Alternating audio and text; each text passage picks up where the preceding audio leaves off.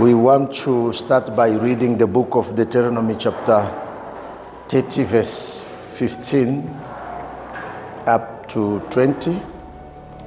And because my topic today is your deliverance is for your salvation. And here, follow careful until to the end. You will see, we will try to give a definition of deliverance in a manner that the favor of the Spirit will help us today. I want you to understand deliverance. What is really a deliverance? In a definition that is a true revelations, not just a common one, but unique to yourself. And then, all right, so from any time we're gonna give definition, but let's start from where we're gonna start. Deuteronomy chapter 30 from verse 15 up to 20. Let's read. See, I have set before you this day life. I have set before you this day's life. And good. And good. And death and evil. Death and evil. If you obey the commandments of the Lord your God. If you can obey the commandment of your God, the Lord your God, which I command you today, to love the Lord your God, to start loving the Lord your God, to walk in his ways, to walk in his ways. There is the ways of God, and to keep his commandments, and to keep his commandment, and his statutes, and his ordinances. Then you shall live and multiply. Then life come and multiplication come. And the Lord your God, and the Lord your God will bless you in the land into which you go to possess. This is a formula that helps the Lord your God to bless you. Then the Lord your God will bless you. Then, so you don't start by saying bless me. There must be a protocol that make him then to bless you in the land that you are in possession. Okay, carry on. But if your mind and heart, your heart turn away, it turn away, and you will not hear, you don't hear, but are drawn away, and you draw yourself away from this protocol to worship other gods and serve them. When you draw away from this protocol, means you start worshiping what is not the Lord your God. I declare to you today, I declare again to you today, that you shall surely perish. You will surely perish. And you shall not live long in the land which you pass over. You will not live longer in the land you pass over. The Jordan to enter and possess. The Jordan to enter and possess. Remember, we are in the pass over into the possession. All right. I call heaven and earth to witness. Now, in the Passover, after you do the Passover, there is what we call a witness, which is heaven and earth are the witness against us. Carry on. I call heaven and earth to witness this day against you. I call heaven and earth to witness these days. Which these days? Of the Passover. That I have set before you life and death. And it was during your Passover, I set before you death and life. The blessings and the curses. It is during these days I set to you blessings and curses. Therefore choose life. Therefore I advise you to choose life. That you and your descendants may live. When you choose life, it's not only for yourself, it's for you and your descendant to live. And my love, the Lord your God, the Lord your God, obey his voice, obey his voice, and cling to him, and cling to him until 20, eh? Yes. All right. For he is your life. For he is your life. And the length of your days. Yes. That you may dwell in the land which the Lord swore to give. So there is a Passover for you to dwell in a land that is not physically, but there is a land you are your promised. fathers. Yes. To Abraham. There is a promise that God promised your forefathers. So it's during a Passover you can enter in that kind of blessing. To Abraham, Isaac, and Jacob. Abraham, Isaac, and Jacob. God does not decide who become poor and who become worthy. Follow me careful. God does not decide who must become poor and which one must become wealthy. God does not decide that, but God planned a platform of a system before you so that you can choose to follow the principle of being poor or being worthy. Being poor is not a choice of God for you. Being blessed is not also a choice of God for you, but it is a counseling. But God has placed before you a system that contains blessings and curses. There is a system, a platform before you. In that platform, there is always positive and negative. And God cannot choose for you. But God has placed before us a platform with full of principles that become a system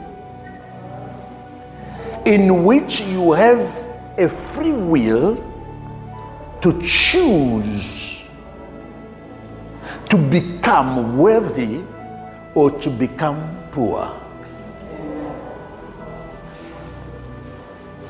Therefore, it does not decide whom shall die and who shall live forever. God does not. If you see somebody that God did not choose him to die, you choose yourself to die early, and you can choose yourself to live for more.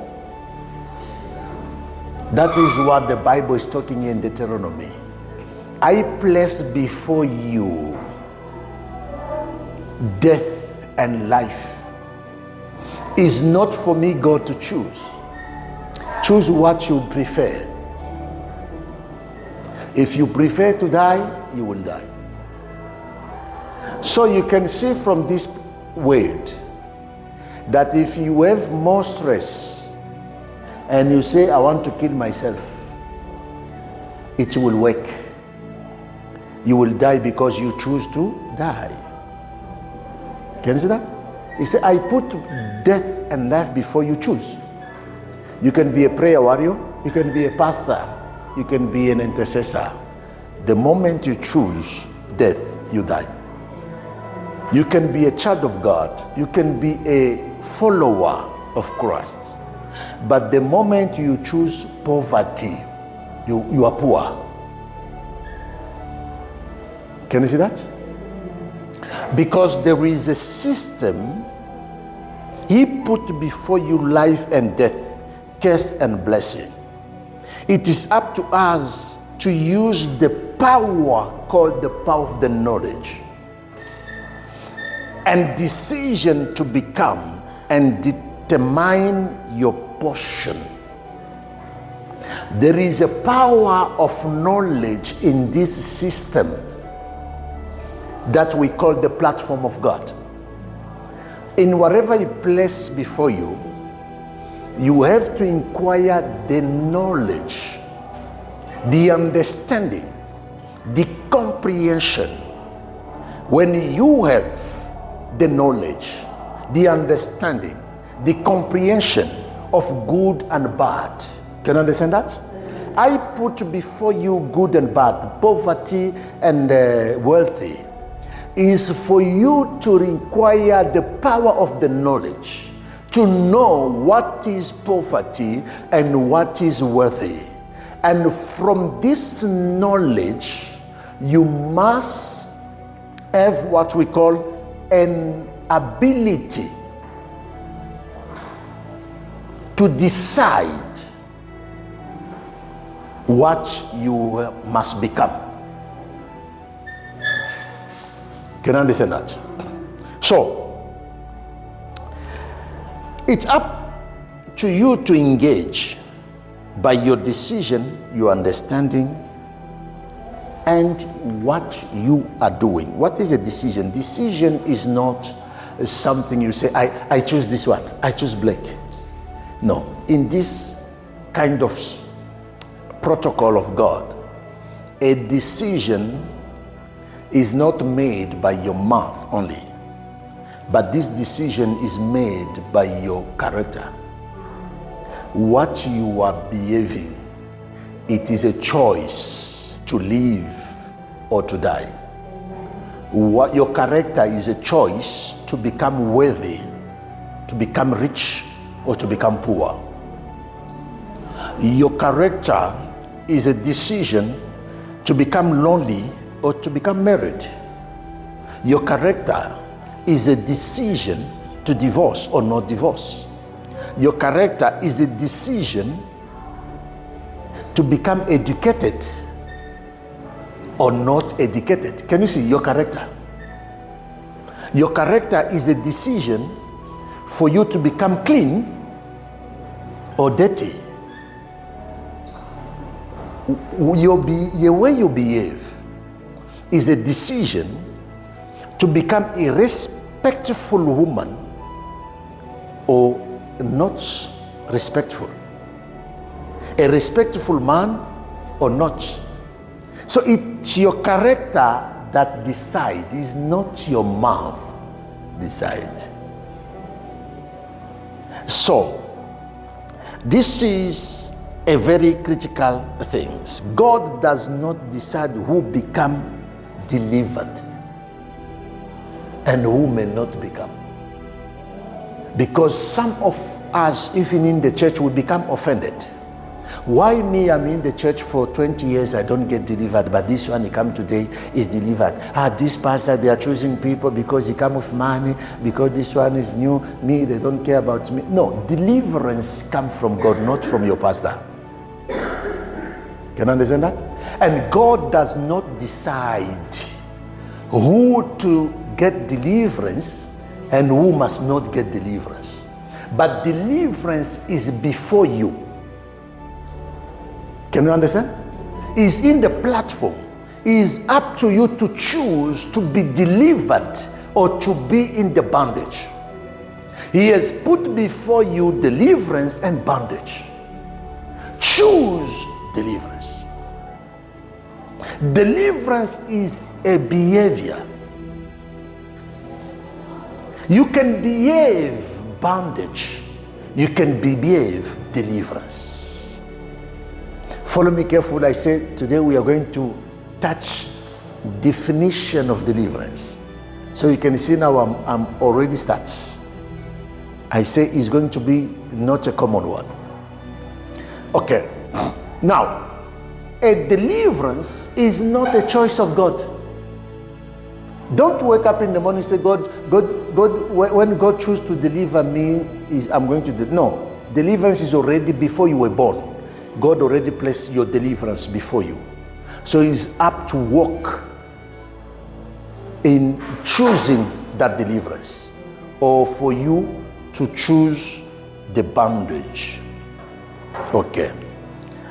So, but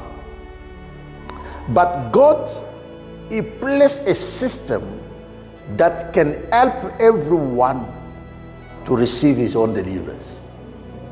What God has placed before us is a system. that can deliver your work, a system that can deliver your money, a system that can deliver your heart, your house, your family. And this system, it cannot force you.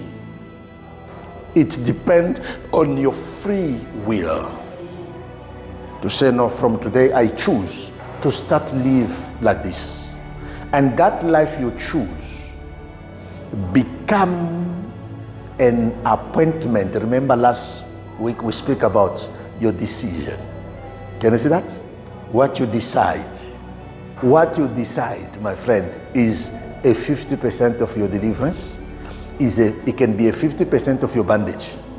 You decide negative, you start moving away to negative.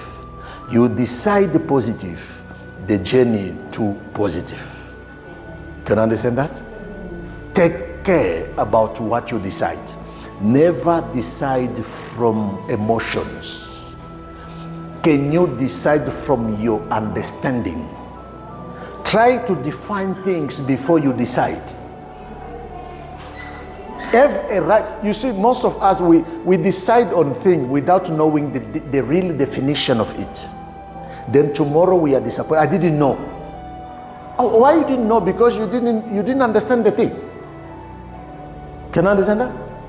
Before I give money, for instance, to my pastor, I must know who he is, the pastor. When I understand the definition of a pastor or a spiritual man to me, then I'm giving to things that I know. Can you understand? When I give my money to a sangoma, I must have a definition who is a sangoma. I must not say, I didn't know, my friend, they sent me to that woman, he looked like a sangoma, but he told me, no, you must know. Why can you give things to the person you don't understand? How can you enter in the house you don't understand? How can you sit in the nap that you don't understand? What is this? You know these clever people, even those when they go to this sangoma, clever people, is very difficult even sangoma to play with them. Anything sangoma is doing is asking, what is this? He said, eat it. He said, before explain to me, what is this? Can you see? But they'll tell you, drink, you drink. Eat, you eat. Sit, you sit. After that, I didn't know. They tell me to sit. Can you see that? Your decision out of your knowledge is a risk. Before you decide anything, can you use what we call the fruit of the Holy Spirit, passion? Take your passion, you cultivate the love in yourself, cultivate the peace of God in yourself, cultivate the joy of God, self-control in yourself, all the fruit of the Spirit. Then you will look in the matter, you start get the right definition.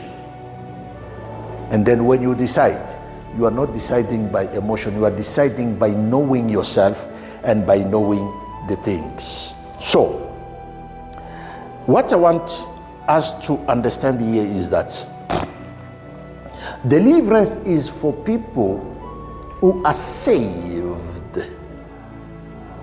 But, deliverance is not given to people who are saved. This is what I want to say. But deliverance is for your salvation. Be careful. Because some other people, they think that when I have salvation, then I deserve. God does not deliver you because you are saved. His deliverance does not require your salvation. But your salvation requires your deliverance. I can say like that. Can you see that? You are not delivered because you are saved. You are delivered for your salvation. For your salvation. Someone can be delivered, never be born again. We don't deliver you because you are born again. But God will deliver you for you to be born again. Before a child is born, we must deliver out the seed. Can you understand that? You must deliver the seed, and that seed must work 9 months for the child to be born. Can you understand? So deliverance is before you're born again. You are delivered to be born again. You are delivered to be saved. You are delivered for your salvation. Can you understand that? So we are delivered in any way there can be a deliverance. That's why you see some people, they are confused. Deliverance is not only in the place where it's holy. You wherever, every way, deliverance can take place.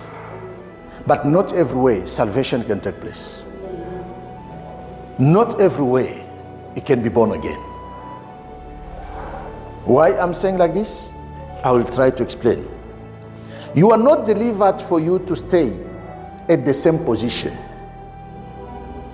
or same place, but you are delivered for your exode, which means your journey.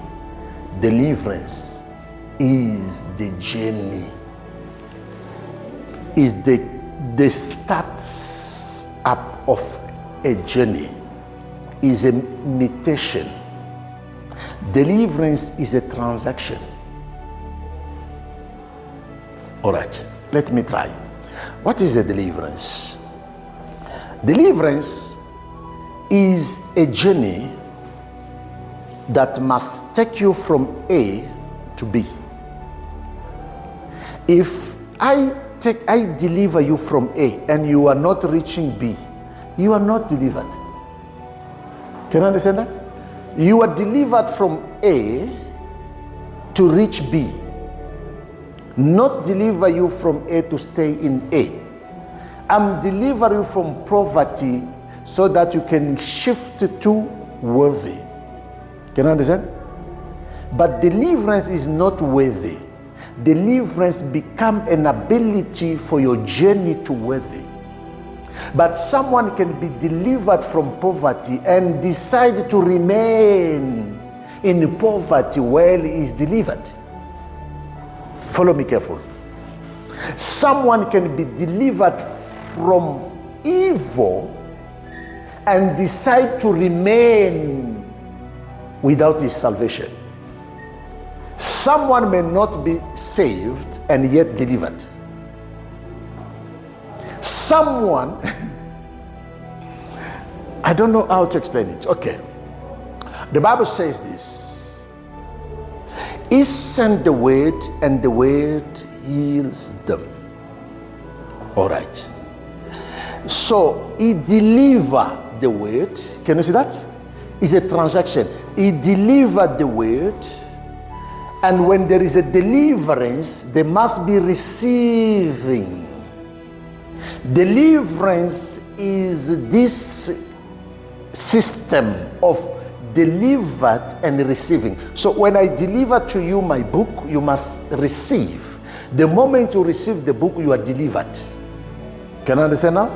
So the way you're going to decide to use that book is the one who will give you now the salvation of the book I give you. Can you understand that? I give you a mathematics book. I deliver to you mathematics. When you receive, you are delivered. But it's up to you to search the knowledge of that book. The moment you search the knowledge of that book, you become the mathematics. Can you understand now there? You can go anywhere without the book you teach people. You teach people mathematics. Why? Somebody deliver you the mathematics and you work on it. Can you see the journey to work on it?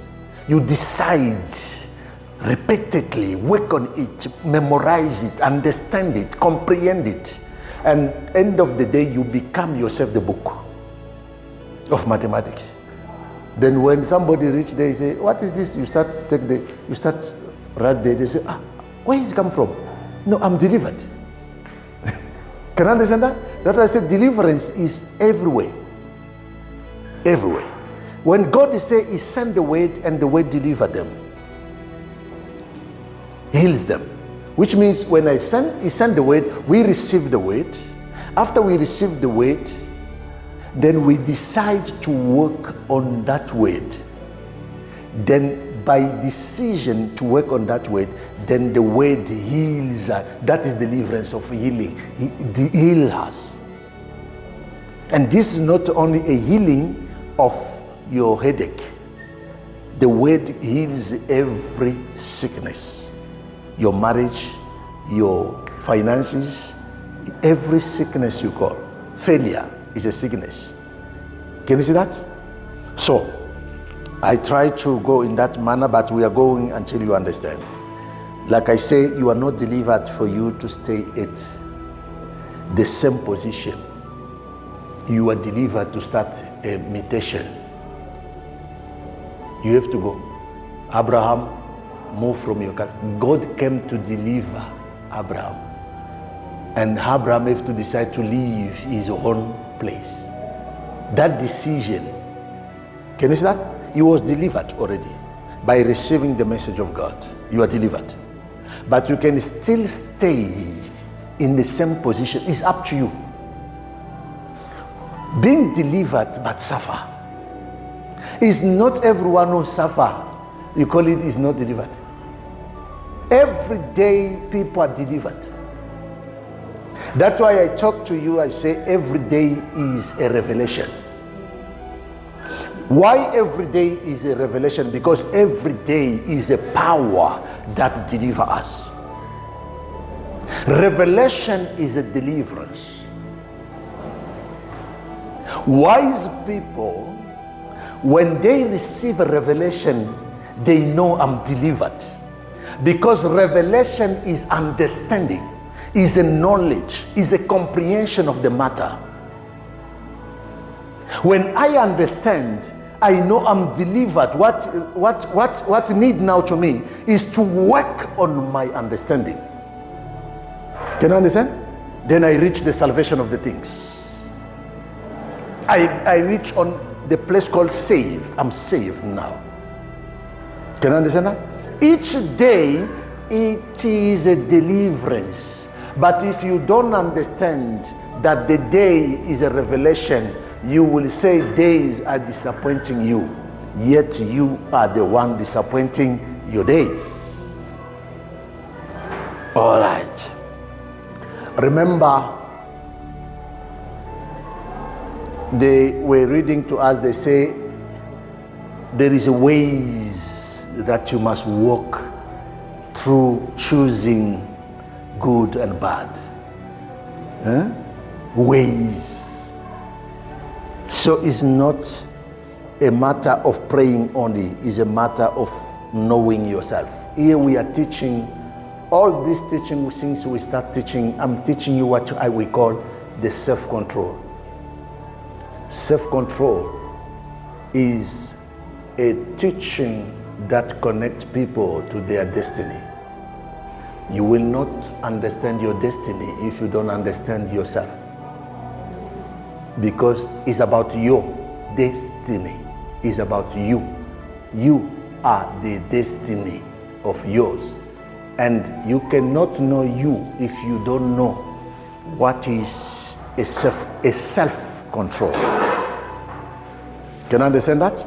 All this year, be careful, whatever we are talking about self-control, which is the mathematics of knowing our destiny, moving into our destiny, discovering our destiny, cooperating with our own destiny.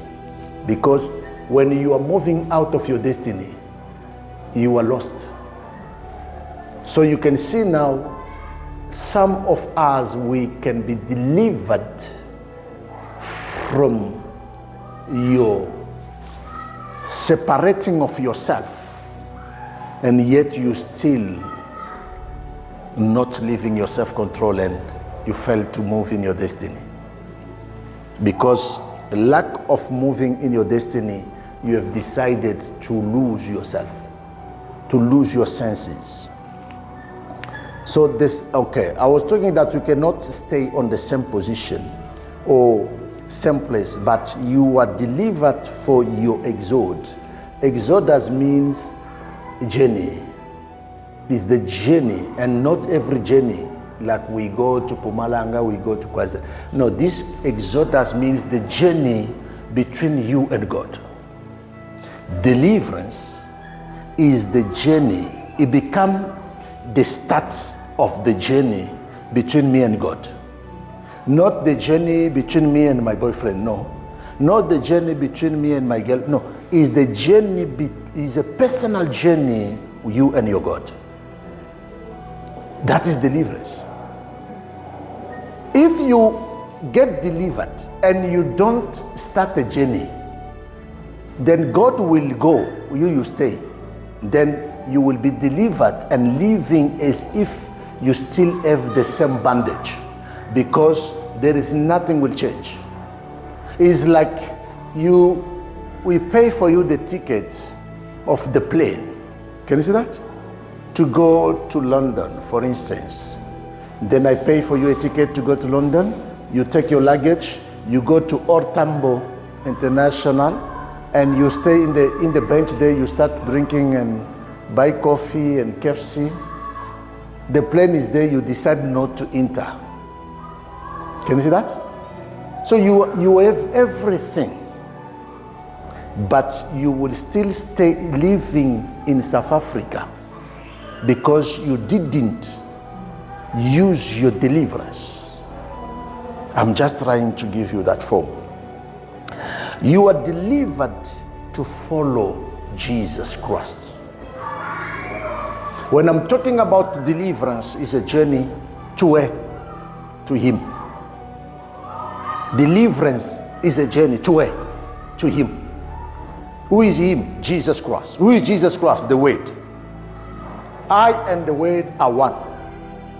So in every area, when you are delivered, I'm delivered to follow Him. I am delivered for my salvation. You can't get the salvation without Him. So we are delivered. The moment I'm delivered is for me to go to Him. When you go to Him, He will use you as a vessel. Can you understand now there?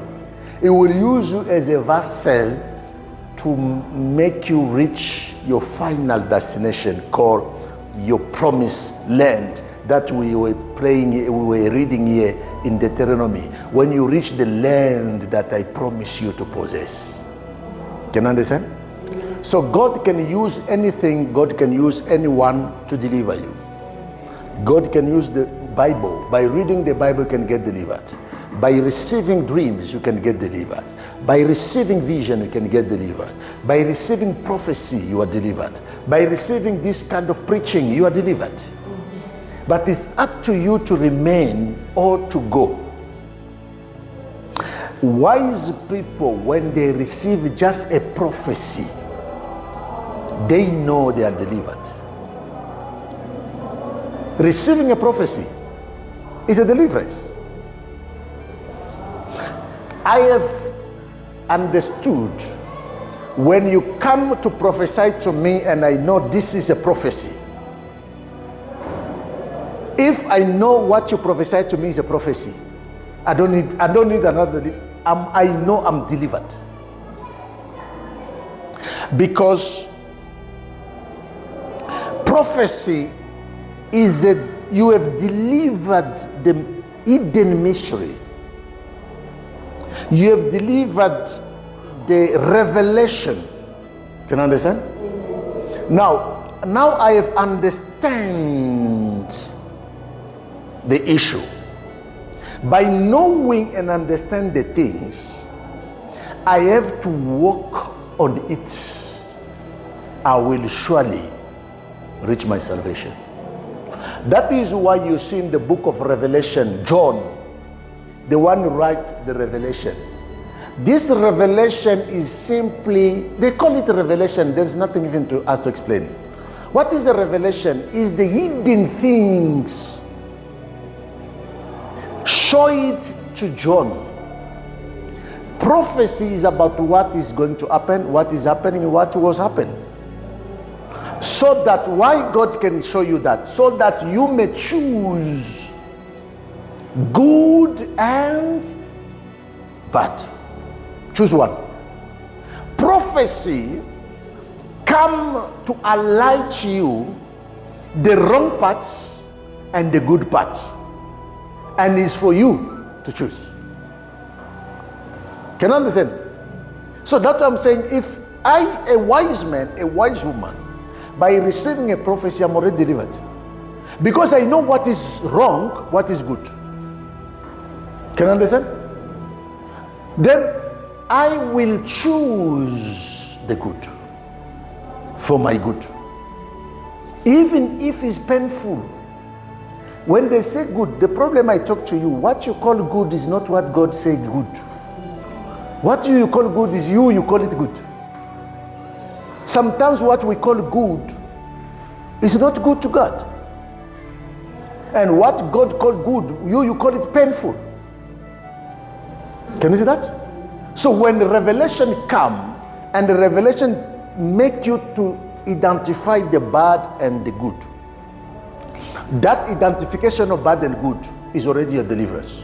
You are delivered. That is deliverance. Identifying the wrong and the good. When I meet you, I find grace to identify the wrong of you and the good of you. I know I'm already delivered from you. So it's up to me to find trouble with you, because I can decide to go with you in your wrong side. But if I know your good and your bad, I will prefer to choose the good side, to drive you on your good side. Then I'm delivered from the wrong side of yours. Can you understand? That's what we call deliverance. Is when I pray for you, you are delivered, which means your mind will receive a kind of understanding of wrong and good in a certain area that you are looking for. Can you understand? When we are preaching, like that's why I said deliverance, anything can deliver you. Good preaching from Him, God, deliver people. And I know around you guys, every moment I deliver you guys, I know that this person is delivered, but the problem, when you are delivered, even yourself, you are not away.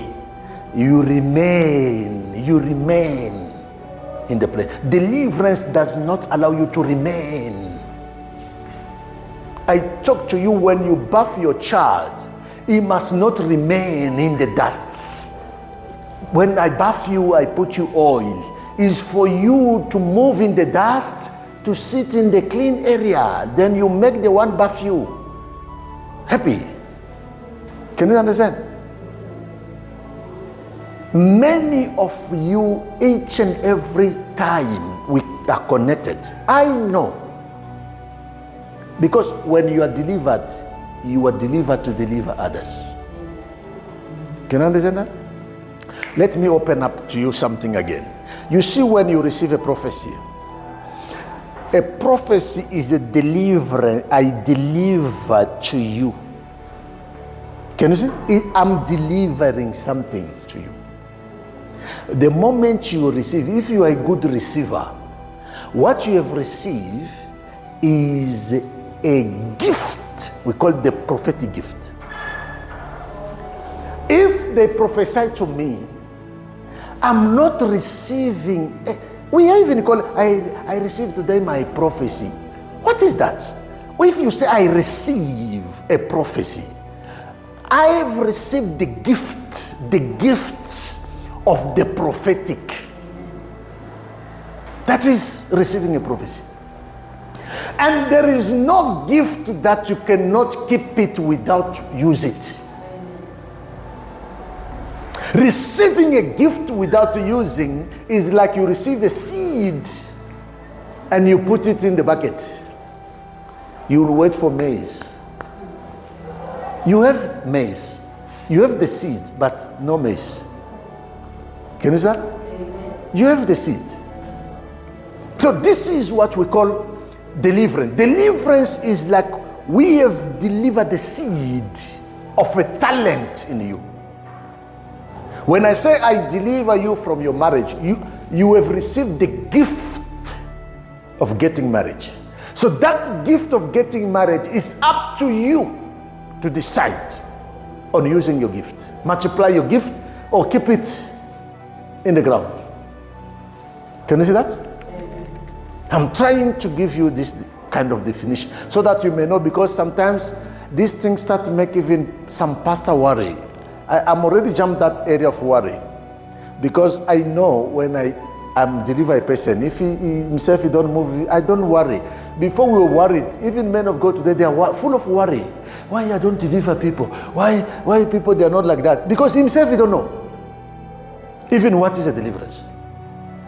He can't see when deliverance is happening. He can't feel it. Because a deliverance, you must have it before you give it. And when you give it, you will know what I'm giving is a deliverance. In many area and many form. Deliverance is not only when I pray for you, you are falling down. No, you are lying. That's why you fall today, tomorrow you come, you fall, because you are not moving. There is a levels of deliverance. Now, I want us to start now understand something there. Let's read the book of Mark chapter 5 from verse 15 up to 20. Mark chapter 5, 15, 20.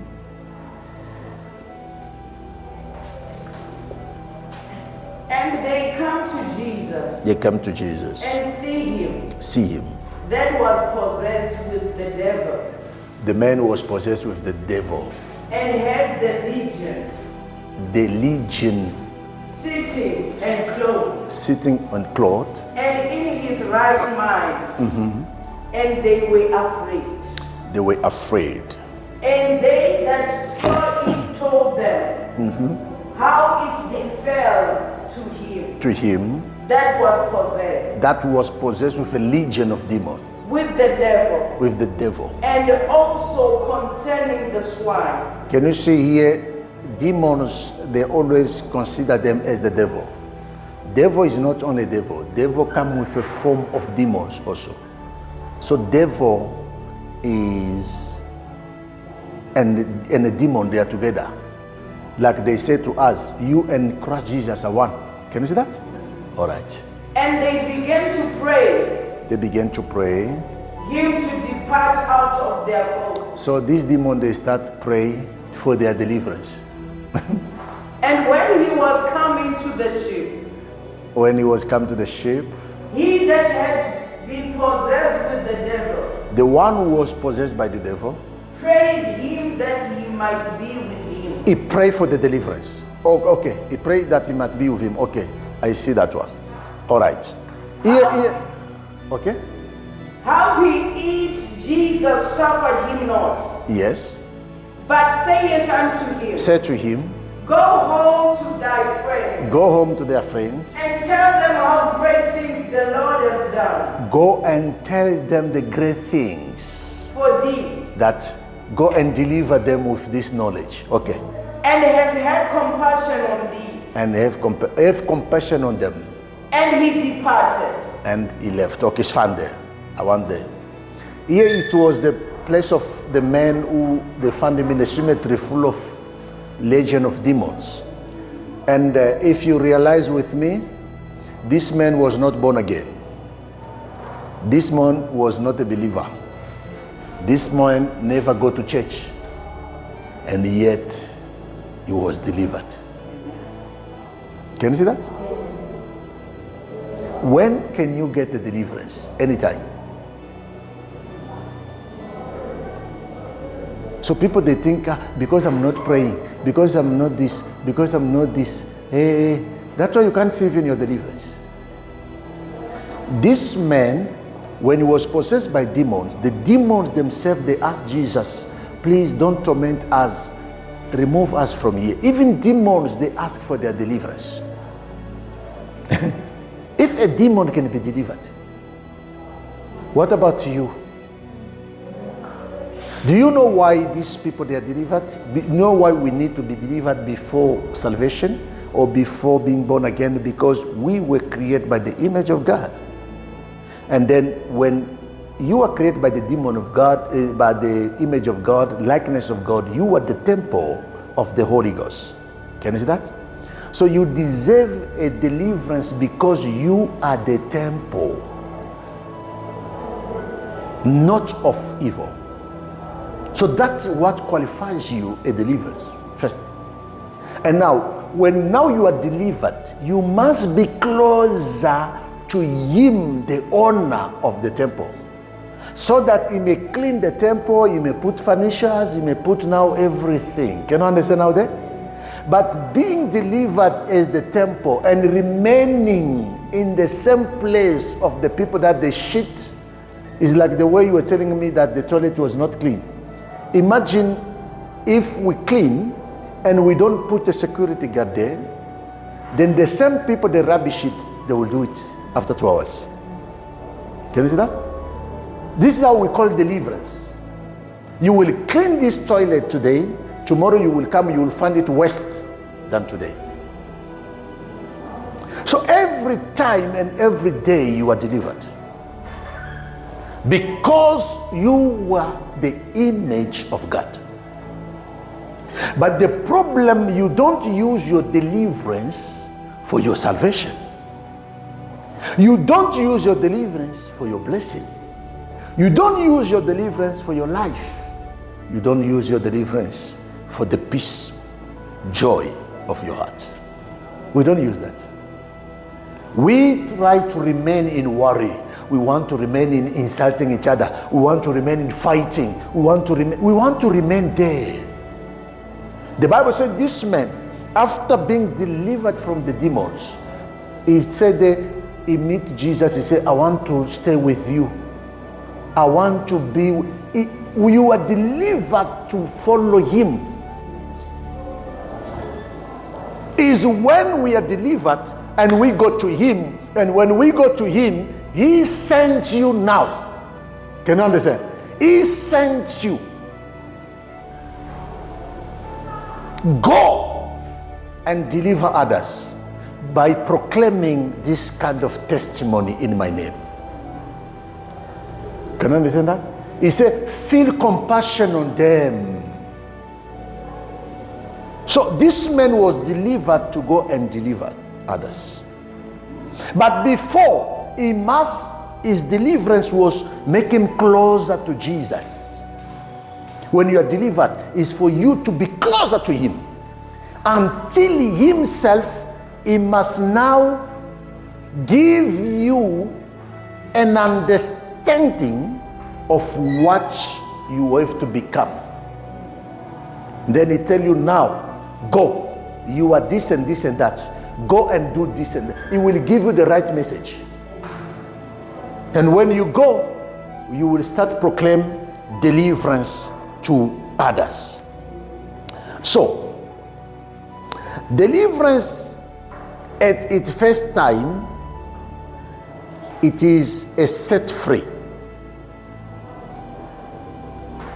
When they deliver you from the first time, it's like deliverance sets you free. And when you are setting free, you must be made free.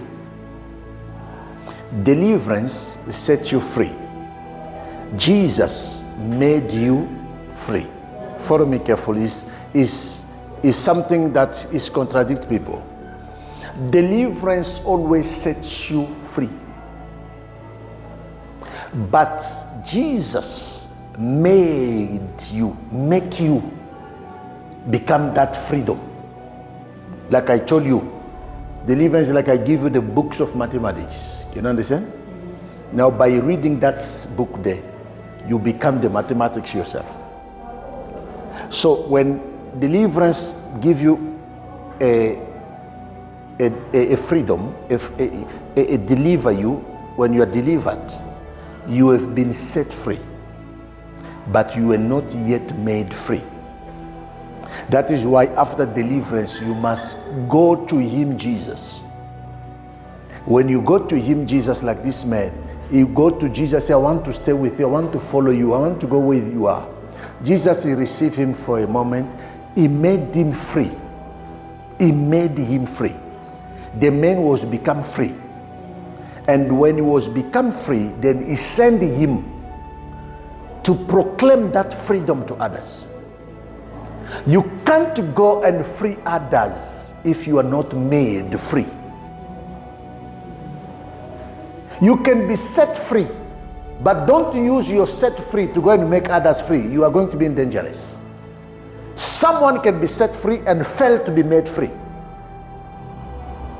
Your setting free must make you free. And when you are made free, then go and make others free. Or go and set others free.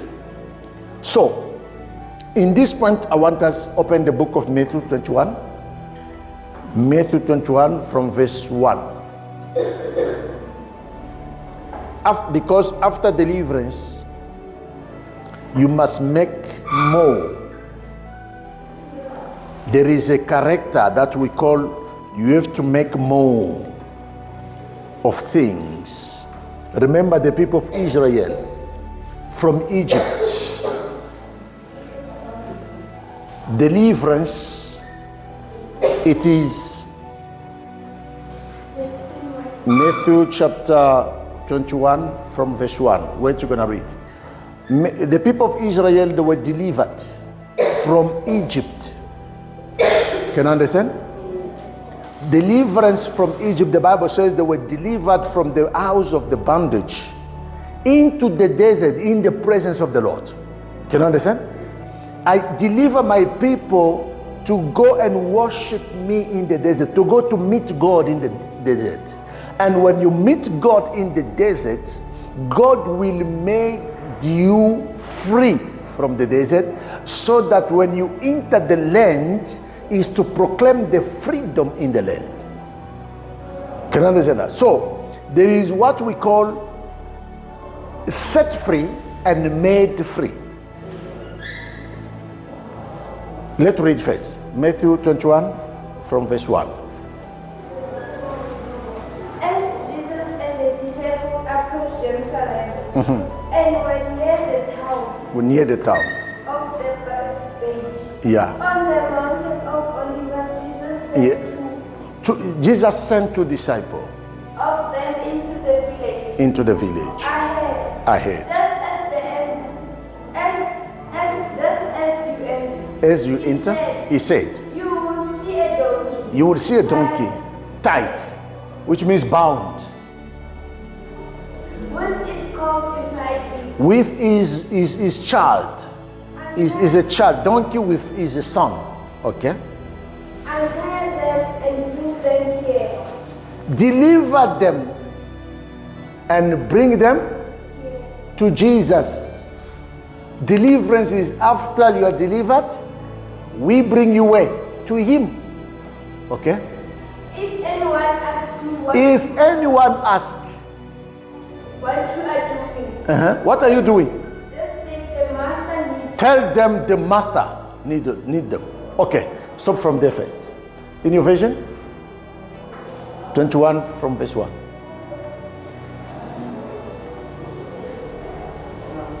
And when they came near Jerusalem, and had reached Bethphage of the Mount of Olives, near to the Mount of Olives, sent two disciples he sent the disciple, saying to them, go into the village that is opposite you. Go closer to this village here, opposite And here. at once you will find a donkey tied, There you will find a donkey and a colt with hay. or a cord with her. Untie them and bring them to me. Deliver him, untie him, and bring him to me. If anyone says anything to you, If anyone asks you a question about that deliverance, you shall reply, reply to him, The Lord leads them. The Lord. What is the Lord? The manufacturer, the owner. And he will let them go without delay. And automatically, he will let them go. This happened that what was spoken by the prophet might be fulfilled. Can you say, I say prophecy is a deliverance? Okay, sit down. Now, the Bible says here, Jesus Christ, he came near Bethphage there, and then what the story they said there, and the Bible says he sent 2 disciples. He said, go to the opposite village here, you'll find a donkey and his son or his child. They are both, the donkey is tied, but the child was not tied. I don't have time to explain this kind of deliverance here, but one day I will tell you how can a mother being tied and the bandage of the mother was on the child, and the freedom of the mother become the freedom of the children. He said, release them. But the one who was bound was one, the mother. There is a kind of deliverance when you deliver a mother, the children are free. So as a mother, seek your deliverance is not for yourself. You know a chicken, when he got chicks, if you put that chicken on the road, you tight him, you will see the chicks will not go anywhere. I didn't tight a chicks, I tied their mother. If their mother is living just here, you will never see chicks on the road there, no. Chicks will be just around, so they are already tied by tightening their mother. They are bound, they are in a bandage. The kind of bandage that you are bound is because of your father, your mother. They are kind of bandage your children, they are bound because of you. That's why this kind of deliverance is needed. Jesus Christ is saying, he say, go, you will find a donkey and his baby. Then untied them. Untied them. By untied them, they untied the mother only. And even the child was free. And then Jesus Christ said, as you untied them, bring them to me. We deliver things to Jesus. When you say, I deliver my marriage, to who? That is your problem. Most of you, sometimes you can deliver your marriage somehow. I say anything can bring deliverance. Anything can bring a deliverance. Your kiss, you just kiss your man like this, it can deliver your marriage. But the moment when you deliver it to where? You make it stay in the same location, then tomorrow is west. Deliver them, bring them to me, Jesus. When you deliver your money, bring your money to Jesus. When you deliver your marriage, is for your marriage to bring it to Jesus.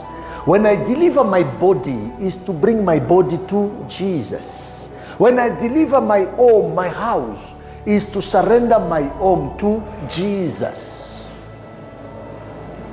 And then when you come to Jesus, Jesus is the one, the Bible, if you take the story, says Jesus, he used the donkey and the child to enter the city.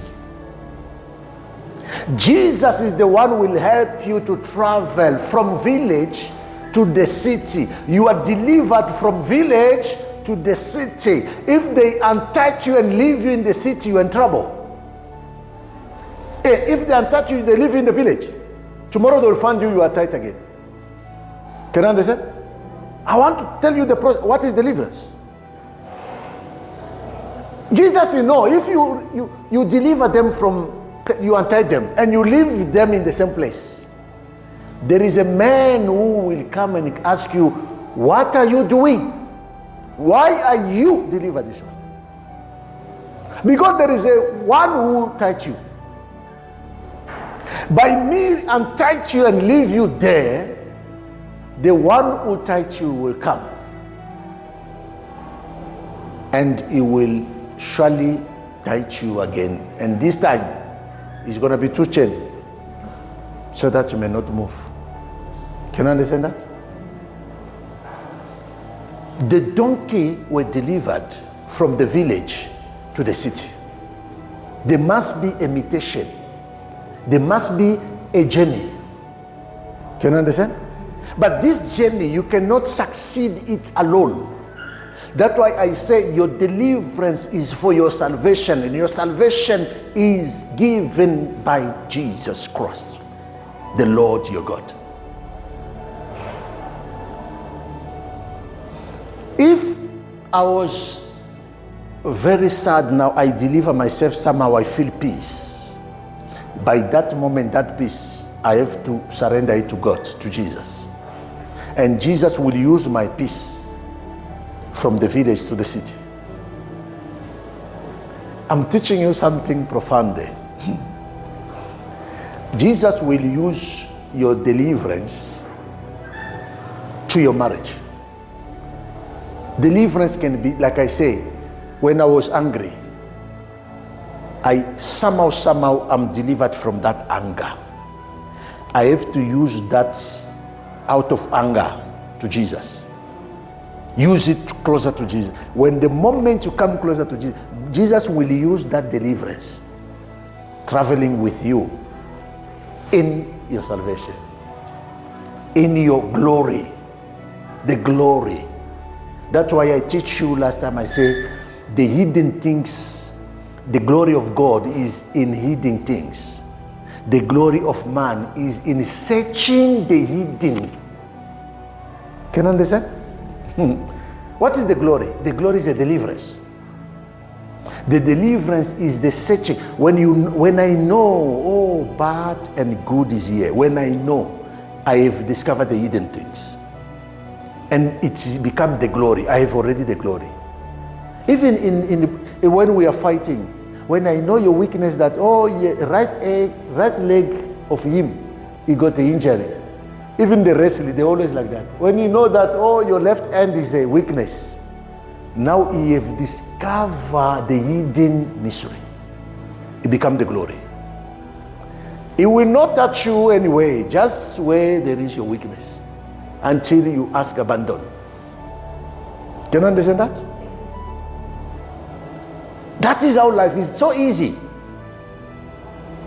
Can you search on the knowledge of understanding good and bad and hold to what is good? That said the Lord, then you will live. It's not holding on prayer. God is saying choose is more than praying. You can pray too much and choose wrong every day. And the one who doesn't pray too much choose good every day. God is saying he is going to live. Not him alone, him and his descendant. Remember I tell you, when you are bound, your children are already bound. So when you are free, your children are free. So, here, that is what the Bible is talking to us there. Because of time, I want us to go a little bit fast, but there is too much teaching there. One day we're going to come back to that, Matthew 21. God will give us an opportunity. Israel was delivered from the end of the evil, but in the desert, there was not devil. There is something profound there. I don't know how God will help us to understand there, but I will try. You see, Israel was delivered from Egypt, not to stay in Egypt. You are delivered. They were delivered by the Passover, by the plague.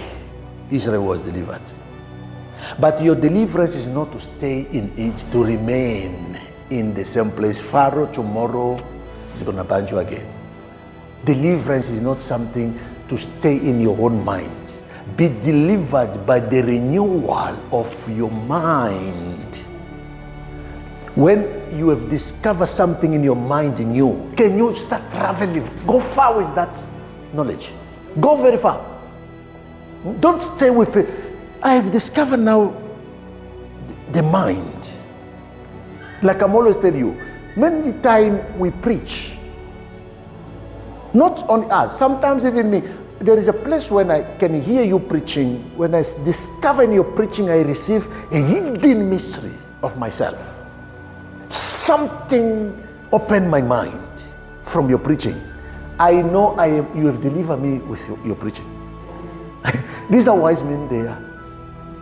Now, I will not stay there. I have to meditate more, traveling with that knowledge. I must go as far I can go. Far from the village. You see? Far. I can take it 1 week. That's why I tell you, I say, this is my preaching, I follow it every day, maybe 2 times.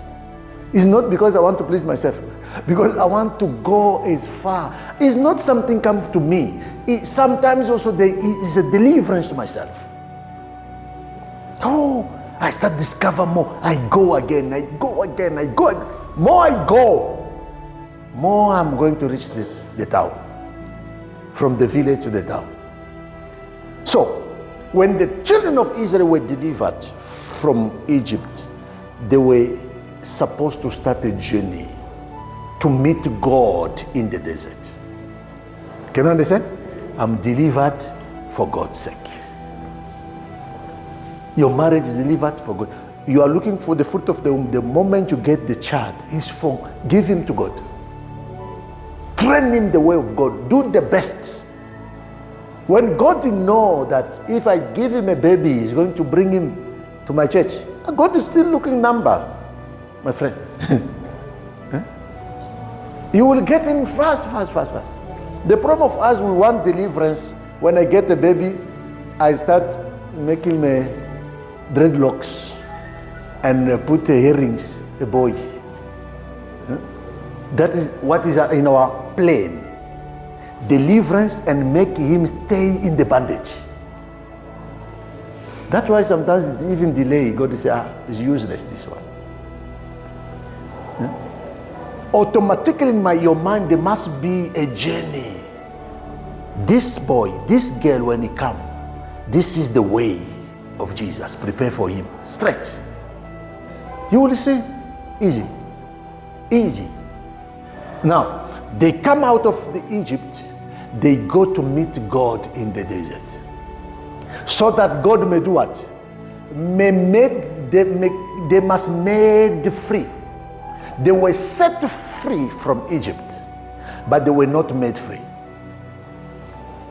Anything can set you free, but no one can make you free until the Lord your God only.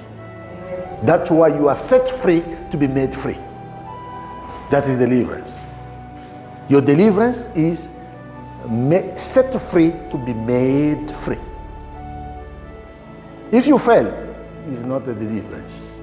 It's not a totally deliverance.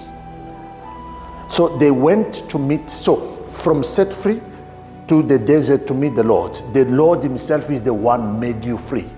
And I told you, God is the word. You must move with the word 40 years, 40 days, 40 weeks, 40 months. Can you see that? It's up to you move with that word. 40 days, 4 days, with same weight. Sometimes I take the whole week with one word in my mind. I'm still asking, I'm traveling to the extent I start see things in that one word. It's like a journey when you go to Joburg, you start see town. You start see, hey, this and that. I start see a lot of things with one word of God. 4 days is enough to travel with him. So Israel, they went to meet God in the desert. When they meet God in the desert, they say they have to travel with God, so that by traveling with him, he may make you free. So that when you enter the promised land, it's not the promised land will free you. You free the land. That's why you see in Deuteronomy, they say, when you enter in the land, destroy Every wrong altars where they're worshiping in the mountain and whatever, build now your holiness. Build your freedom there. You can't enter what you're asking if you are not made delivered. You have set delivered, but you are not yet made a deliverance. That is why you're still in the, sometimes you're struggling. Remember Israel, they were set free from Egypt to be made free in the Egypt, but they fell. Many of them, they fell in Egypt because they were always want to go back to Egypt. They don't want to move from the deliverance. Many of us, this is what is disturbing us. You don't want to move from your deliverance. You still enjoy Egypt. Here we're drinking milk, we're drinking this. My friend, the journey into your salvation is sometimes painful and is not as good as we define it to our knowledge. Can you see that? It looks like a very painful and bad journey according to our definition.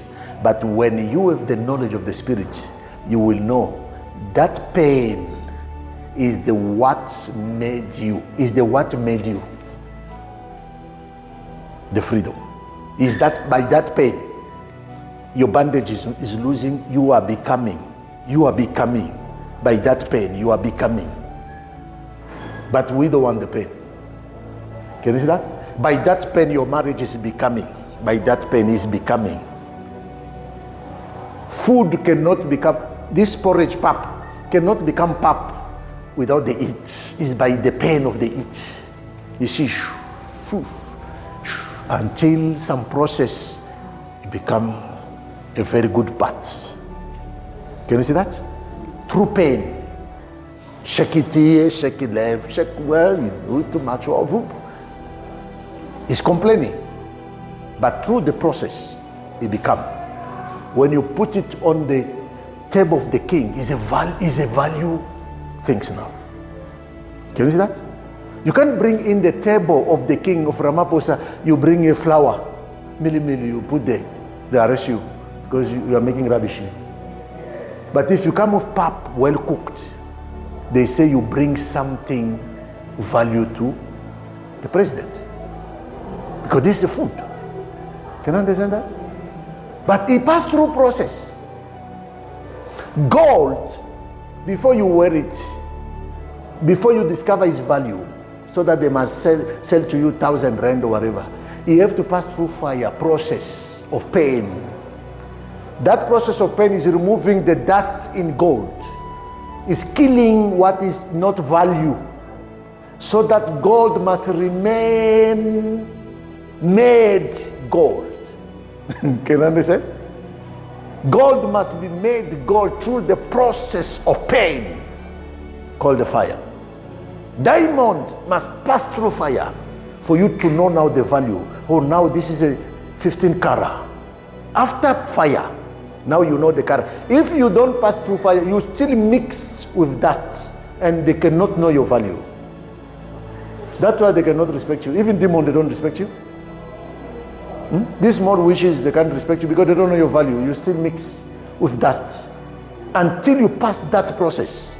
Then they know this is gold, like it. You know, when diamond is already clean, you can throw it in the dust, you throw it in whatever, it's still diamond. When they test it, it's 25 carat. You put dust there, or you put in the water, you put it in the toilet, you bring it back. They test 25 carat. See? Same value. Wherever you go. That's what I call, before you enter the land, you must be made a value. So when you enter in the promised land, wherever you touch, wherever you go, it's not about your husband, it's about your value.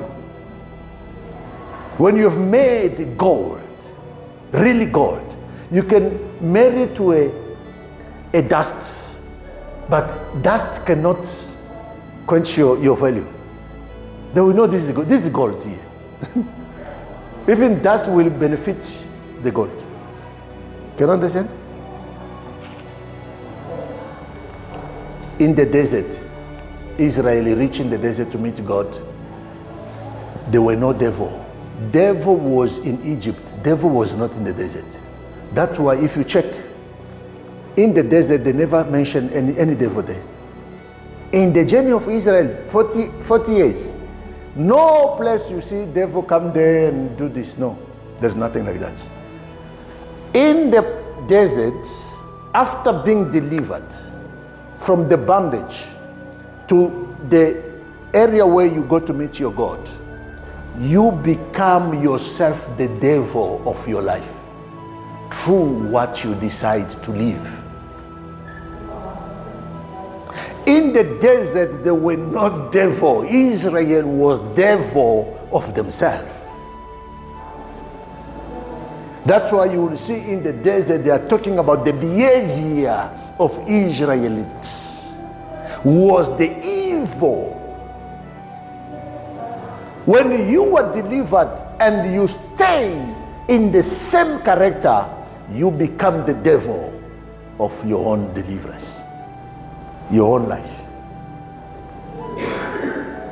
Can you understand that? See somebody carry Bible, praying too much, but he's the devil of himself. Devil. Israel start saying, hey, we want Egypt. You bring us to kill us. In Egypt, there is too much cemetery, nice one. They should bury us in those nice cemetery. You bring us in this, that's here. Their mind were not in the changing. Their mind was, I remember, I suppose, this Moses is not sharp. This is what I said, that what you call good is not good to God. They call what they were calling good, it was rubbish. And what was good for them, they call it bad. See this Moses, wrong man, hey, this man, this, hey, he bring us in the wrong place. Hey, they call everything wrong because they don't want to do the mutation to their salvation with God. And then they become themselves the devil of their own life. And then they will die in the desert. In the process, they die there. Dying, being delivered. Someone can die being delivered. Your deliverance does not guarantee you to live. Your decision after deliverance guarantee you to live. Do you understand now there? Your deliverance does not guarantee you to have money. Your decision after deliverance guarantee you to have million. Your deliverance does not guarantee a job, but your decision after deliverance guarantee you a job. Someone can be delivered and yet being poor. Don't call everyone poor. You think he's possessed. No. His decision to remain in poverty, but being delivered. Someone can remain barrenness, being delivered. That's what I'm telling you.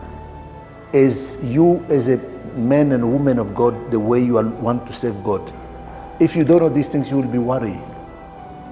You will keep praying, hey, receive. But if I know you're already delivered from getting your baby, I'm not worried anymore. I'm waiting until you understand the journey to your baby. I will not worry. Start pressing, creating until you are going now to deliver me with your things. So you need to know when a person is delivered and when is not. Can you understand? When is made free and when is set free. When you know to measure these things, you know how to lead people spiritually. And you will not have too much stress with people. Hey, I see many men of God, women of God, too much stress. Because you don't understand. Since he was praying for that person, he was praying. Now you start even confuse your word to the person. The person starts to see you like you are crook. You are not a crook, but you are confused. Can you see that? You must know this domain of deliverance. So after a deliverance, don't be a devil of yourself. Don't be a devil of your own salvation, because after deliverance, Satan is always absent. Deliverance is the cast out of evil. Deliverance is the casting out of ignorance. Can you understand? Like I said, deliverance is a awareness. You are aware. Can you see your ignorance gone? So after deliverance, there is no more ignorance. There is what we call your decision can become a form of ignorance. That's why God is saying, I have said to you death and life. So your decision is not demon here. Your decision can choose death. So your decision become the evil to kill you. Can you understand that? So I'm talking these things for you to understand this area we are passing called Passover. Because many of you don't read. You don't understand what the day say. What the season is talking to us. Which decision can I take from this opportunity? Heaven is working.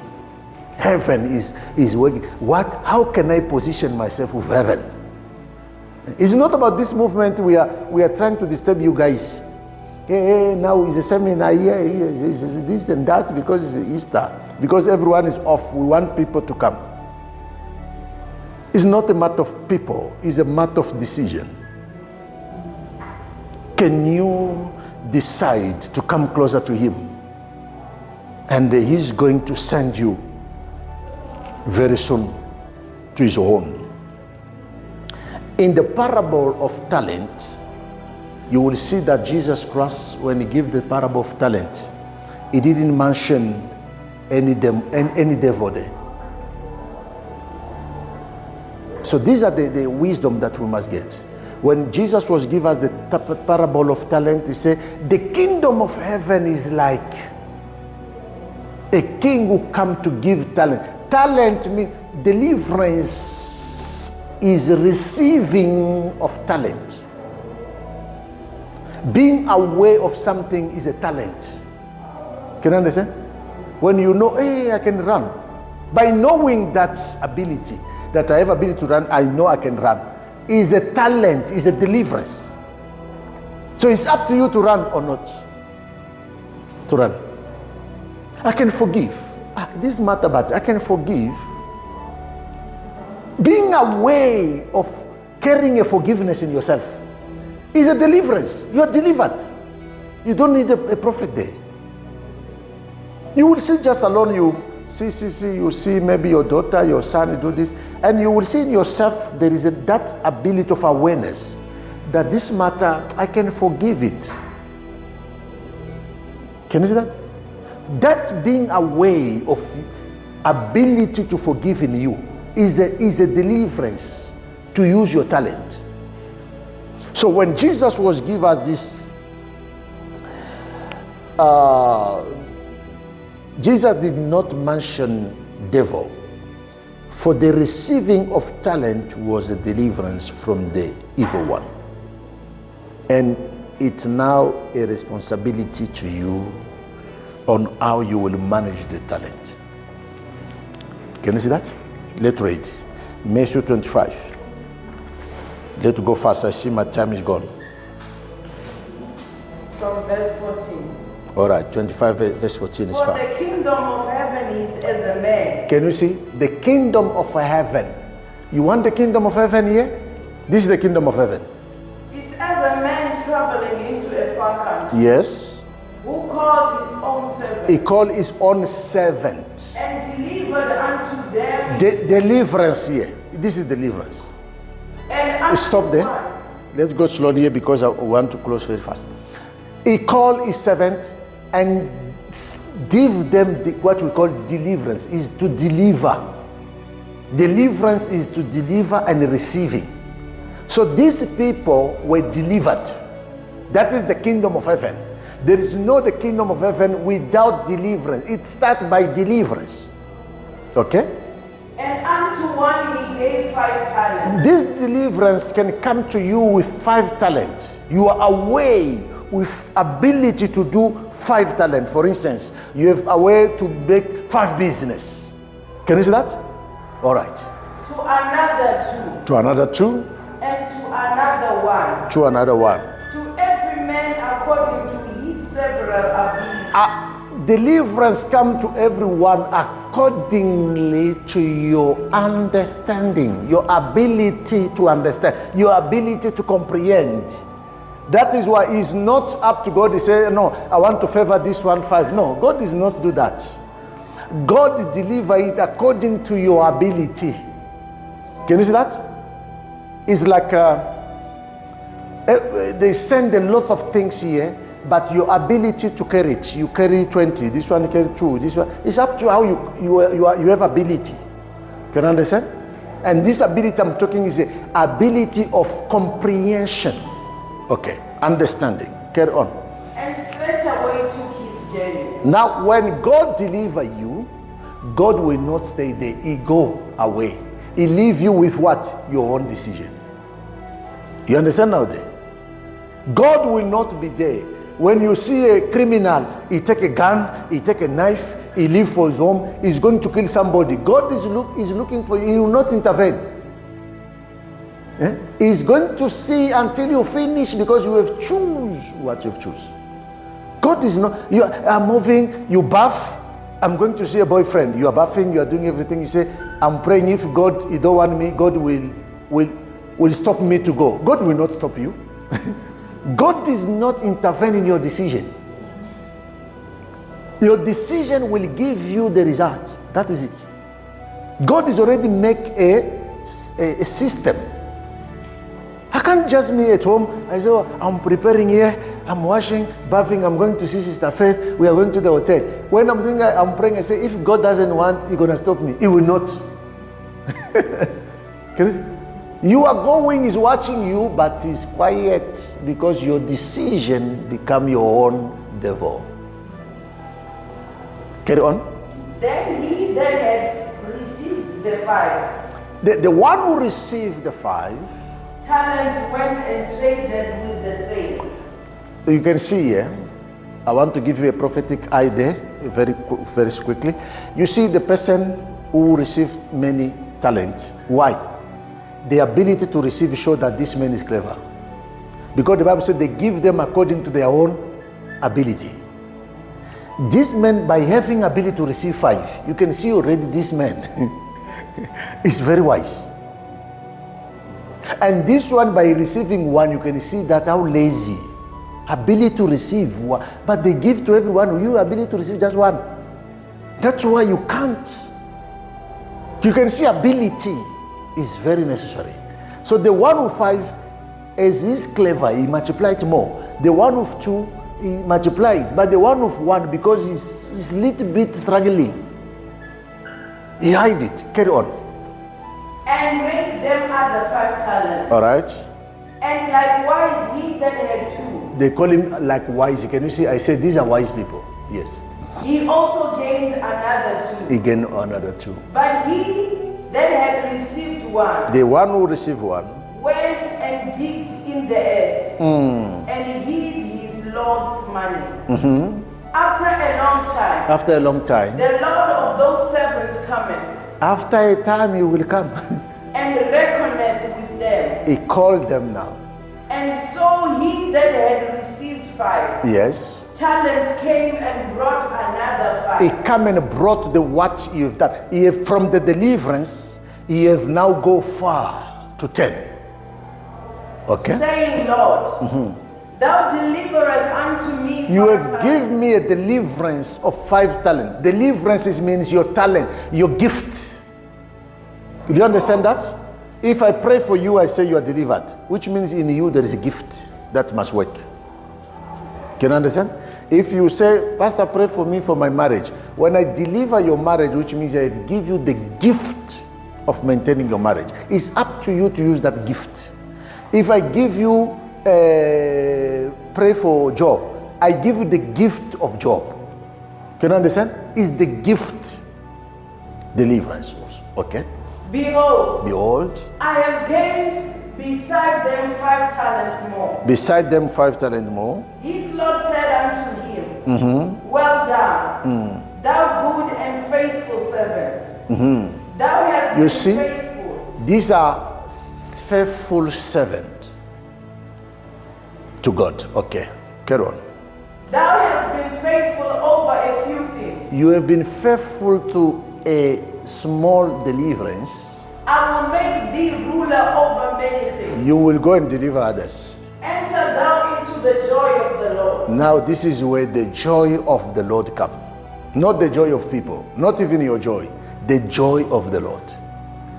He also then had received 2 talents. The 2 talents also came and said, Lord, thou deliverest unto me 2 talents. 2 talents. Behold, I have gained 2 other talents beside. I have gained 2 other talents. His Lord said unto him, Well done, good and faithful servant. Well done, good and faithful servant. You can be a servant but not good and faithful. Thou hast been faithful over few things. Faithful over few things. I will make thee ruler over many things. You will rule many things. Enter thou into the joy of the Lord. Enter in the joy. So you can see that being faithful to few, you are qualified to big. But we Christians of today want big, like a magic. No. God will give you an idea, very, very small idea. When you develop it this way, they are million. When you develop it this way, they are your family. Piece of your family, piece of your people, your friend. Okay? Then he which had received the 1 talent, the one who received 1 talent, came and said, Lord, I knew thee that thou art a hard man. I know you that you are hard man. Reaping where thou hast not sown. Reaping where you are not sowing. And gathering where thou hast not sown. You gather where you didn't sow. And I was afraid. I was afraid. And went and hid thy talent in the earth. Can you see fear? Afraid. Notice that. That's why fear is not of God. Okay? Luke, there thou hast, that is thine. Yes. His Lord answered and said unto him. His Lord answered and said to him, Thou wicked and skillful servant. This is a wicked servant. Thou knowest that I reap where I sow not. You know where I reap, I sow not. And gather where I have not strawed. Thou oughtest therefore to have put my money to the exchangers. It was good for me to put it in my business. And then at my coming, I should have received mine own with you. Yes. Take therefore the talent from him. Listen here. They said, take now that deliverance they give to him. Give it unto him which has 10 talents. Then let's give to the one with more. For unto everyone. For unto everyone. Can you see? Wife, husband, man, woman, children, old. Can you see? Junior and whatever. Unto everyone. That has been given. That was been given. And he shall have abundance. Will be abundance. But from him that has not shall be taken away even that which he has. Everyone who say don't have, they will be taken even the one he has. And cast ye the unprofitable servant. They will cast ye the unprofitable. Into outer darkness. Into darkness. There shall be weeping and gushing of there is, can you say where our weeping and gushing and pray, some other crying, there's nothing demon here. Can you see our own decision of not using the talent? It can make you cry and gracing teeth and whatever and live in the darkness as if you are not delivered, but you were delivered. But sent into the dark because you didn't know how to do with that things. So what is deliverance? Since we define it, I know you already catch some definitions since I was talking, and maybe you didn't catch up. All right. So deliverance is a knowledge understanding, comprehension of what is good and bad. And after deliverance, God will not choose you what is good or what is bad. Like I said, so it's a realization of talent. Deliverance is a realization, to realize a gift of talent in you. That is a deliverance. When you realize something, just an inspiration comes to you that I can start to make bread. You realize that in you there is a talent to make bread. It's a deliverance of money. For instance, when you realize a gift in you and fail to do it, can you see that? You have sinned against yourself. If you realize a gift in you, or realize good and bad, and you fail to do what is good for you, you failing to do what is good is sinning. That is sin. If I see you naked, I fail to cover you. Can you see? If I know this is good for you, this is not good. Then if I fail to do what is good to you, I have sinned. If you fail to do what is good to your husband, can you see that? It's a sin.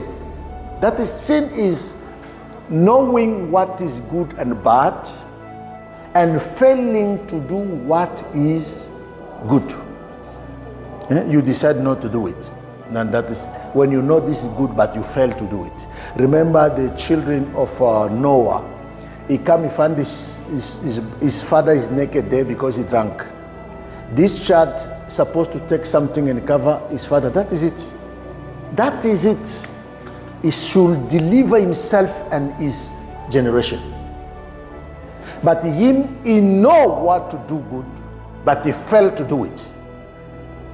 He went to call other people to laugh. Can you understand? Sometimes where cases come, it's not because he failed to do, there was a talent in him to cover his father. So this was an opportunity for this son to get a blessing. Sometimes you are before a blessing. This was a deliverance for this man. He was closer to his own blessing. He's supposed to get his own blessing alone. Sometimes when God exposes you to problem, you think it's a problem. And yet, wise people, they get opportunity of blessing. In your problem, learn to discover good and do what is good. You will see in that problem, it become a blessing to you. It's not every problem will come to catch you. Some other problems are coming to provoke your blessing. But this child, he sees his father, because he's drunk, he's naked, he failed to cover him. He go to call the two. And the other two, the Bible says, when they come, they didn't want to look to the naked of their father. They take the cover. They go backwards, like this. Backwards, until they reach to the father.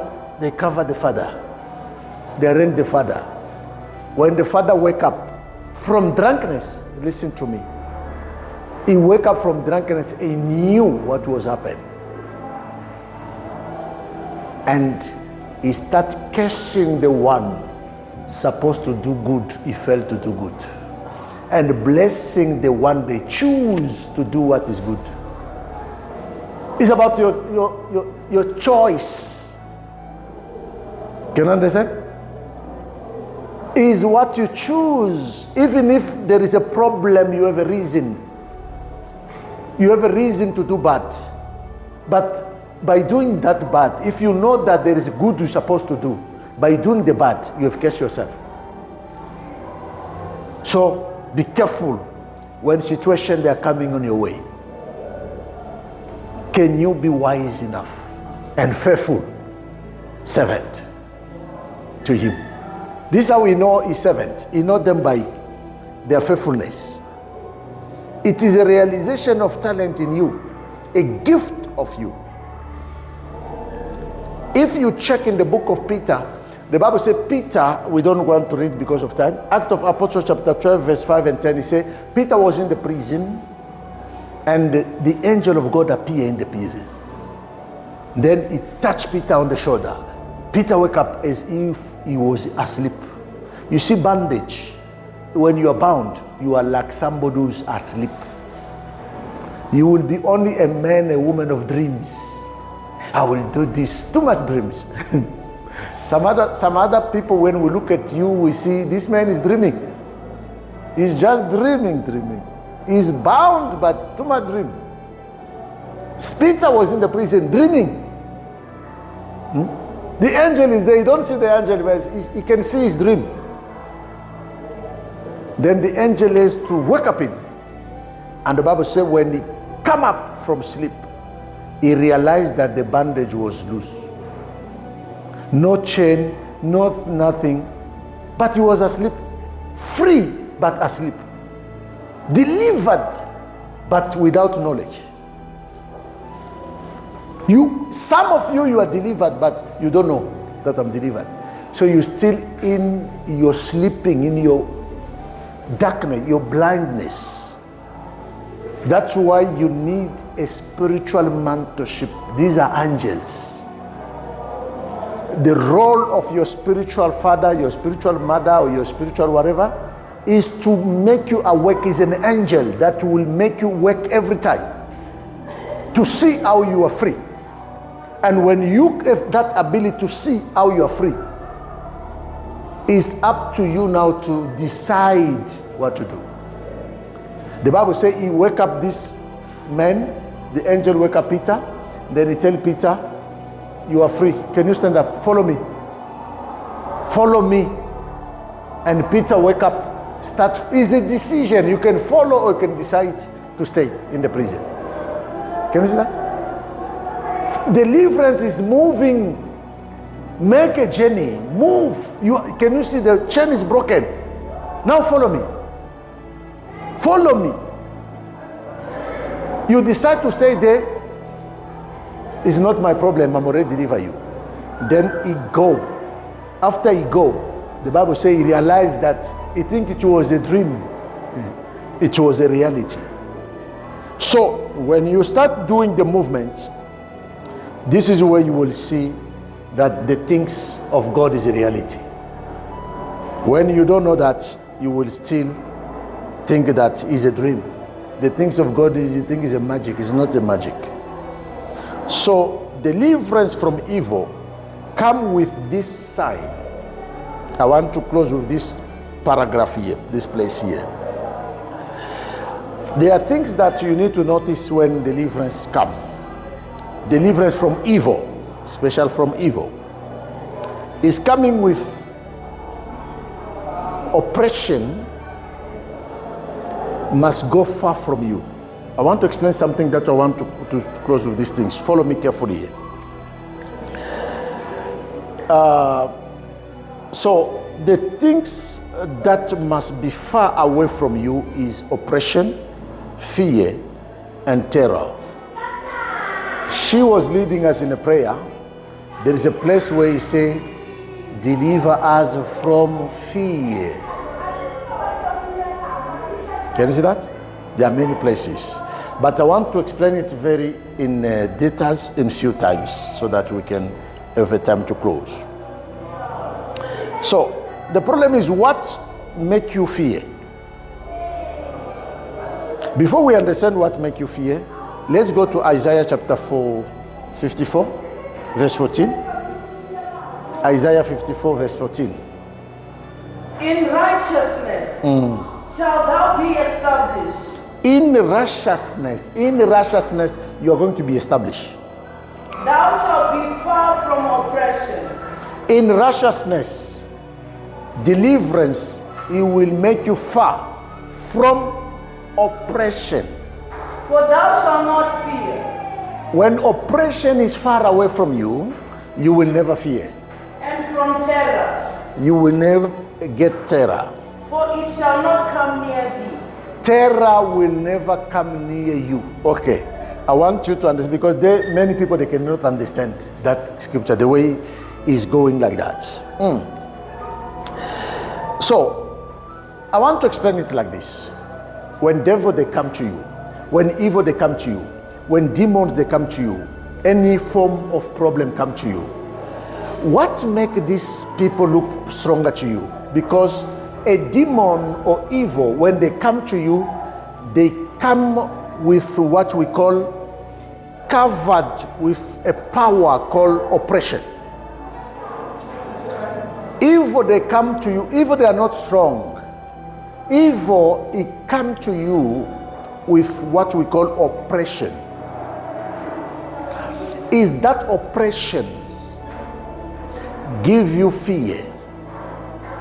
Is that oppression make you terror? Is under that terror and fear you start misbehaving? Can you understand? Now the problem here is for you to understand what is first an oppression.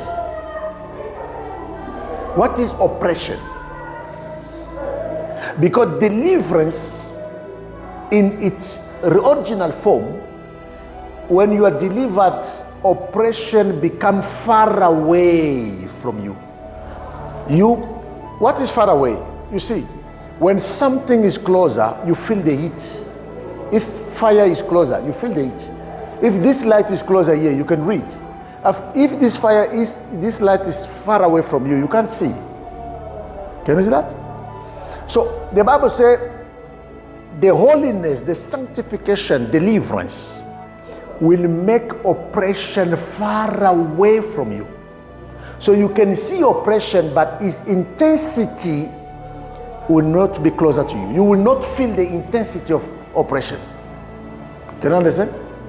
Oppression will be there. That's why you see some other people, they are passing through problem more than even yours. But it seems like they are overcoming, they are not even worried.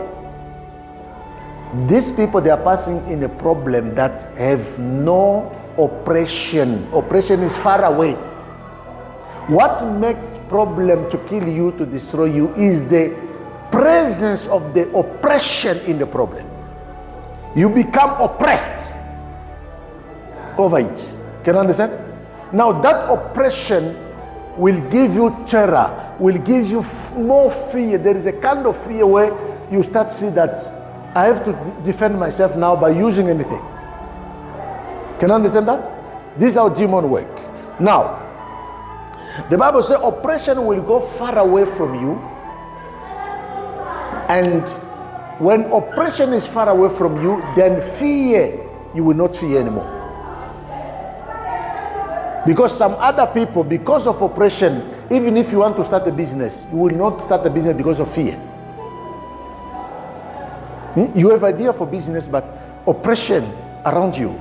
Then you see somebody start fear from nowhere. Hey, my money is going to lose. Hey, I don't want to spend money. People, they don't want to spend money because of fear. He got 1,000 rand, is fearing that 1,000 to finish, but he's going to finish. He have a small talent, fear. We read here. I was fear. Can you understand? Because he was under oppression, this person. He allowed oppression to overcome him. So, what makes you to fear is the oppression. Is the things or the situation. Okay, what is oppression? This is what I want to define it. Oppression is a mental injustice, a mental treatment, a negative mental treatment. Can you understand? When some treatment that are negative to you, I'm treating you negatively. That is how they define oppression. Oppression is an injustice treatment. When you are with a person who is treating you injustice, you must know you are under oppression. Can you understand that? Mental negative power, mental negative authority. You found that you are your memory, your mentally, you are under a power that is, you can see, is a mental authority, negative power against you.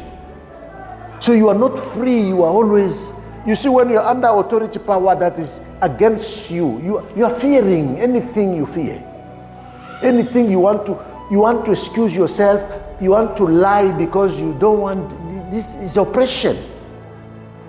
Can you see? This will see somebody start lying because it's under a authority that is negative to him. Now he's gonna give you fear. Hey, maybe he's gonna kill me. Maybe he's gonna. Now you end up start lying. You end up start doing this. You end up start crying. You have more inspiration that are wrong. Can you understand that? So the Bible says, deliverance. The first thing it's doing is to make your oppression away. You will not feel oppressed. That is the first big sign you must know I'm delivered. And people are delivered, they are not fear. Even if things is going very tough, you see him is very, very, very calm. It's in that calmness God starts work. Can you understand? Therefore you know that when you are not calm, nothing will produce. When there is no peace, when there is no calmness, there is nothing can open. So these demons, they are coming with a jacket, a authority called oppression. This is what these people they carry. When they come to your, even when they come to put moti to you, say tokoloshi. What they put there is what we call spirit of oppression, injustice, mental treatment. They put in your work, they start treat you injustice, they start treat you like this. You are under oppression because they know under oppression, a human being always be in bondage. Oppression is a bondage. Remember we're talking about Israel. They were under oppression in Egypt. And the Bible calls it a bondage. So a deliverance is the coming out of an oppression. When the oppression go out, the other things for you to see is fear go away. What you were fearing before is no more. I was fearing for him. When he come there, I have to lie so that I can feel. But now this time he come, I'm talking to him for authority. So, since when you talk to me like this?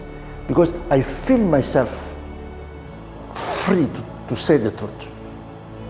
Can you understand? Now you know you are delivered. And the Bible said terror also go away. Terror go away. Many of you are living under terror, under oppression, under fear. These are the bondage that you must not allow. It's a situation which people are governed in unfair. When people are governing, is a way of governing a person with unfair. Can you understand that? When you're governing a people unfair, is an oppression. And this oppression cannot come out by anything than called deliverance. And what is deliverance? The awareness of your talent, the awareness of your gift.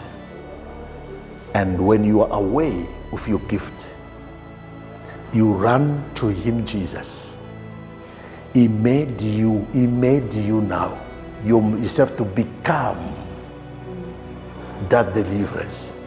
Then you see oppression is a spiritual automatic. Oppression itself is not going to run. It becomes far away. It was here you start. Is intensity. Can you see that? Let me give you an example. Oppression can be here. When I'm not delivered, I'm feeling it's hitting me. It's like a fire. I'm burning. Can you see that? The moment I get delivered and I'm close to Jesus, with that deliverance, it will make me become a deliverance. Now, the same oppression can be here, but its intensity, its power, I'm not going to feel it. It's like his power is like is in Joburg there. So I can't even feel it. So the moment I don't feel it, fear not and no terror, then you will lift it like this. You realize it was a paper. You realize that just the paper was making me this thing. Then I can throw it and clean my house. That is why you people, they can, which you with one thinks of this bed. What is those leaf? Feather. Just one feather of pigeon. One feather of pigeon. Bring terror in your marriage. Something you can take it and throw it. You can't throw it unless you are delivered. To take that feather of a pigeon, of a bird, I don't know, for chicken. We found many people in your yard, they put a feather there and a red cloth, and they put this feather. Something you can play with it and put here. Sometimes we used to put here, we feel nice.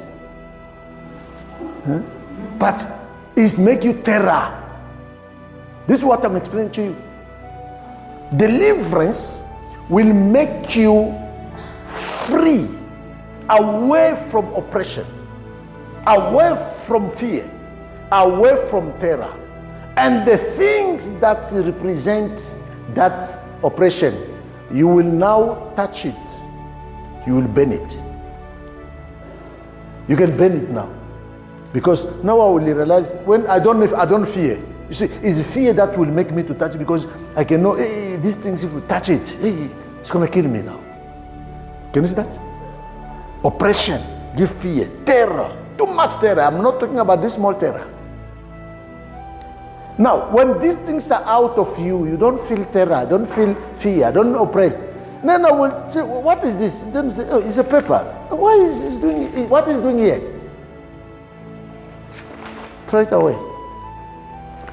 I'm going to finish by giving you a small testimony. I think the people of the media is